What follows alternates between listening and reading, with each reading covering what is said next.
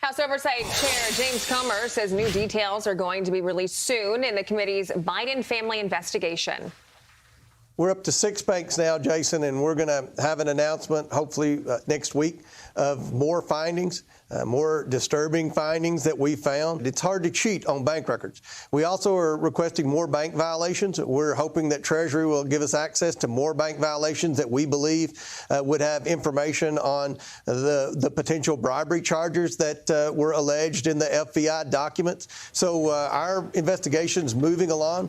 Former ranking member of the Judiciary Committee and former Georgia Congressman Doug Collins joins us now. Doug, good morning to you. So you just heard Congressman Comer talking about disturbing findings that he's going to announce next week about overseas money that the Biden family received. So read between the lines here and tell us how big of a deal this announcement might be. Well, it could be a very real big deal for everybody.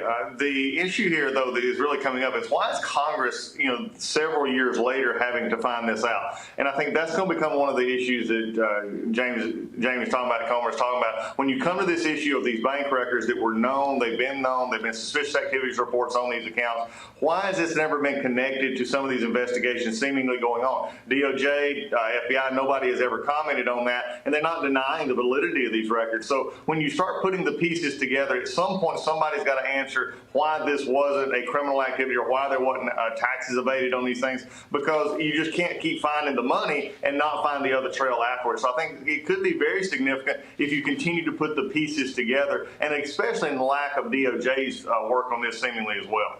So not only are we expecting Comer's announcement on that, today is also the deadline for the U.S. Attorney David Weiss to answer Jim Jordan's questions about Hunter Biden's federal tax case. So Weiss told Jordan he's not at liberty to turn over the materials, and now there's a lot of talk of a subpoena to bring Weiss before Congress. So we have seen what has happened historically with giving them these deadlines. I mean, what do you think is going to happen with this going forward? How do you see this playing out? Well, this was a concern I had a couple weeks ago when they actually started, they initially made the charges against Hunter Biden, and they kept saying, though, that DOJ would also make the announcement, but the ongoing investigation. This was the part that we saw coming right then. It said, okay, here's what we're going to do with Hunter Biden right now, but we're also going to continue to investigate this. So, Congress, we're not going to turn over anything we've got because we're, quote, still under investigation. This is a classic case of DOJ, again, trying to use the investigation term to evade trying to answer these questions that Congress has. And again, I think the American people by this point are just getting tired of it. But I see this playing out probably in a long, drawn out. Jim Jordan's probably going to have to subpoena these documents. Then they're going to have to go through that process. But again, when I heard that a couple of weeks ago, when they said, oh, here's the charges and the plea agreement with Hunter Biden, but then they said it's still under investigation, I said that's code for saying we're not going to cooperate. Very interesting there. Doug, let's talk about ice cream and the 4th of July, because Ben & Jerry's posted a tweet saying this 4th of July, it's high time we recognize that the U.S. exists on stolen indigenous land and commit to returning it. They also said on their website, we need to start with Mount Rushmore. The faces on Mount Rushmore are the faces of men who actively work to destroy indigenous cultures and way of life, to deny indigenous people their basic rights.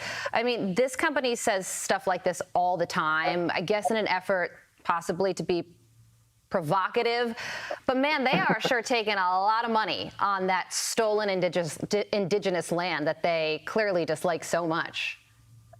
Yeah, I'm wondering when they're going to start closing their factories and closing their shops and doing all that and giving it back to the people that they're claiming that they stole it from. Again, it's just this sort of liberal ideology, woke ideology, trying to get people riled up. Again, this is not new, though, as you said, from Ben & Jerry's. I don't think from a some people in life's conservative perspective or others, this is really going to shock anybody here. But the hypocrisy here is just what I think bothers most people. You're talking about stolen land, you're talking about all this, and yet you're sitting there taking money, making money on factories and businesses that are made on this land that you quoted stolen. I think it was pretty funny. I did see a social media post that was going at Ben & Jerry's and asked them, are you going to give back the milk that you stole from the cows? I mean, this is how ridiculous it's becoming. That's an interesting way of putting it.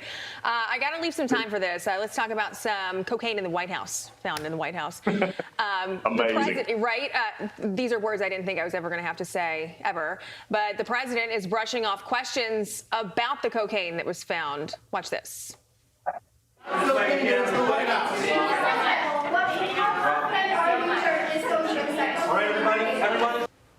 I know he doesn't comment on a lot of things when it comes to controversy, whether it be investigations with his family, now cocaine in the White House. But my gosh, you got to say something in this instance. What do you think he should do and the White House should be saying about this?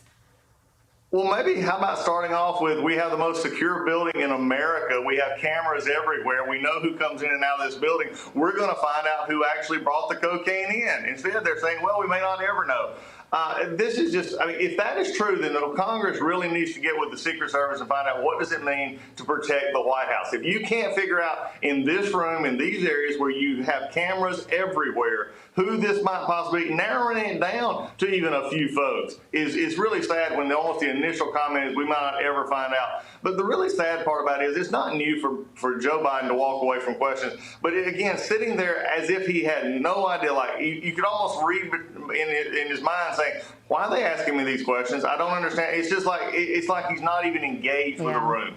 Yeah, and what if it wasn't cocaine? What if it was something like anthrax? That would have been, that's exactly. a huge concern. And then the original call that came in apparently said that it was found in the East Wing where the first family lives. And now the Secret Service is saying that, no, it was actually in the West Wing where visitors take tours. So I don't know how you could get confused over where the cocaine was located, but this is certainly one to watch. Doug, got to leave it there. Thanks for joining us. Thanks, Doug.